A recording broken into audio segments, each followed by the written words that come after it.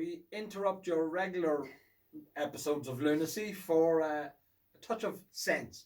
So yesterday we said about asking us questions about, ask us questions about the whiskey world, or we got a few personal ones, and they were funny. Some of them were funny, yeah. Some of them were a bit mad, alright. We love you, Omar. Yeah, we do. Me, not so much. So one of the things we always get asked all the time, and it's nearly on a weekly basis, nearly if not a daily basis, is what's collectible? What should I collect?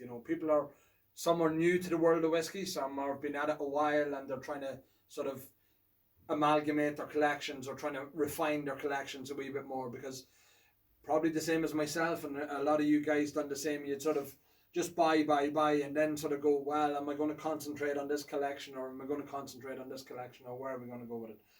So we're getting asked these questions all the time, and I think it's sort of probably apt now at the minute, because people are sort of, is this the new Dingle? Is this the new JJ Curry? Is this the new Waterford? Or what's the next, big thing? And sometimes I feel it's unfair on the brands. I mean, they're only doing what they're meant to do, is produce whiskey and sell it.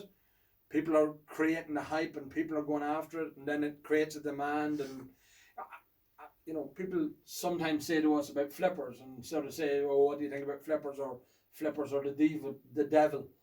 But they're not. They're not. It's one of the things, as I've commented lately, is I think an awful lot of people are accidental flippers. I mean, if you buy a bottle of Pilgrimage with the best of intentions of keeping it, supporting the distillery, drinking it, doing whatever, and all of a sudden you're looking around you and guys are saying, "Oh, I got €1,000 for mine," and you're looking at it and you're going, €1,000? I paid, whatever I paid for it. Why wouldn't I sell it? I mean, everybody's human at the end of the day. I've had some good conversations with Will Murphy, Pot Still Will. Everybody knows Pot Still Will. Everybody knows his love of Redbreast and his love of Irish whiskey. I remember at the time when the Jameson 15-year-old pure pot stills were going about €1,000, and he showed me empty boxes and bottles that he had, and he said, I drank them. I drank them with friends, I drank them with family, I drank them in social circumstances, I gave bits away of it, and you just go, yeah, that's what it's meant to be for. So one of the things we wanted to do this morning, as I say, to make it serious, was I pulled out a few bottles that I just wanted to touch on. So it's not too serious, because I'm standing here twiddling my thumbs, which is great. I don't mind. You let twiddle your thumbs. I don't but mind. you get asked the same questions as I do. I do. And that is one of the things, is that it's great that they're engaging with both Katie and myself and asking questions. Sometimes you get a bit sexist, don't you? Can I speak to Anthony? And you're sort of, can I not help you? There's a little bit of that, yes. Just a smidge. But you speak to the real boss, is that what they're saying? No. Okay, fair enough. So they know I'm busy because I'm the boss. Alright, okay, fair enough. Right, one of the things, Michael Collins. Michael Collins went up in price, it went real good in price, and it's come back again. It's going to be one of the things that I think is going to come right. There wasn't that many of them produced. They were produced for the American market. I heard stories that the brand was going to be relaunched and done by somebody else in the US. Michael Collins' centenary of his death is in 2022, so it's only a year and a half away, 18 months away. Are those bottles going to become more valuable? Will that contribute to it? And I think that's the thing that most people don't sort of take into consideration. Circumstantial stuff like that will push the price up. And that Atlee does his research on, because I didn't know that. Did you not know that? No, you must have been Googling this morning. I always Google, baby. I Google all the time. Middletons. We see spikes in specific bottles. 02s, 09s, 88s, 89s. People always ask, why are they so valuable? Or what makes them so expensive? In 88, 89, 09, the country was on a bit of a recession, so the production numbers were lower. Middleton didn't churn out as much of them.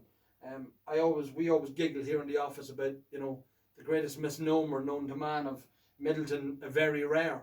But yet you pick up a bottle and it's bottled 30,000, so 30,000 very rare bottles. Because as you said about people just getting into the whiskey as well, they're sort of hearing about the Middleton collections and hearing about collectible whiskies. Yeah.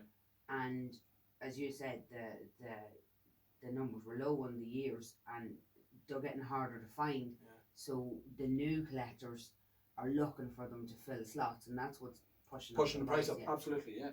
One of the things that we've discussed in the office is with Brian Nation retiring from Middleton. I mean, is the Brian Nation years going to go up? I mean, the 19 is the final year with his signature on the Yeah. bottle, or should be. I can't imagine the 20 is going to have his signature on it. But you know, is that going to push the prices up? I mean, are they going to get more and more? I have had a couple of conversations with some guys who believe that this is what's Yeah, going to happen. I think so. I think so as well.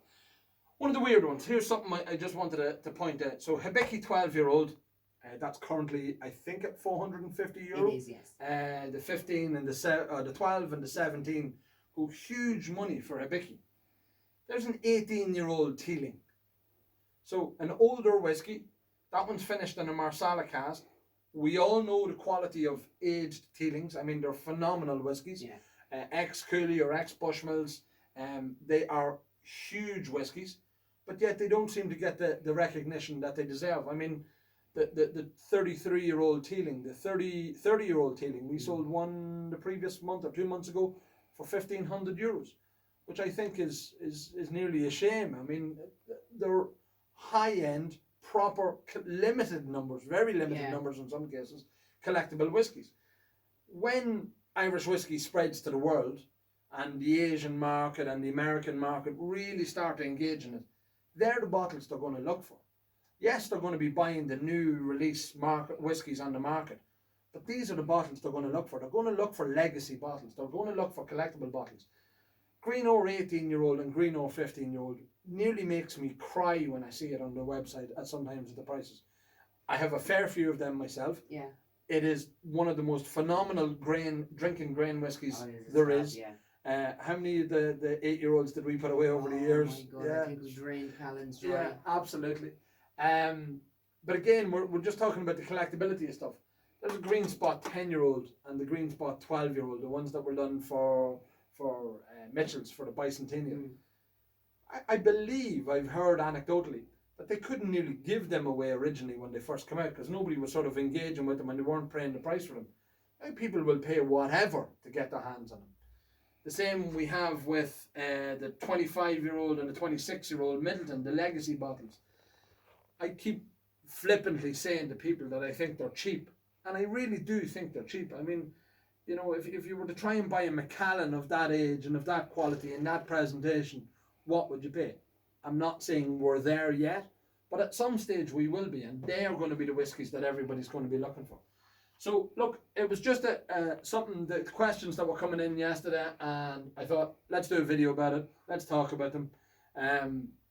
Have a look through the website. You wouldn't believe some of the stuff. As I say, some of the aged Teelings I think are just phenomenal. We've actually got a few of them that are signed as well, haven't we? We do.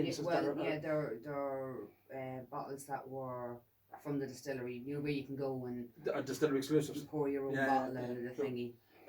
So and they are signed by Stephen and Jack, I think. Are they both? Yeah. Have a look through the site. There's still phenomenal whiskey in there. I mean, if you're a drinker, you really should take the time, sit down, go through the entire site. There's bottles halfway down the list that you don't see, and everybody says to me every month, wow, I got that cheap. I mean, some of the Tullamore Dews, the 18-year-old Tullamore Dews, stuff like that. Great drinking whiskey. I mean, really top quality drinking whiskey, and just don't seem to get the maximum prices. I suppose you can only scroll through so many pages.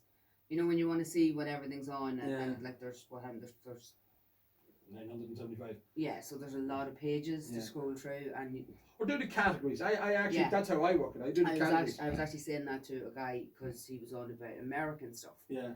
And he was like, I have to like these pick a certain place where bottles go, and we don't do that because it's based on when the pictures are.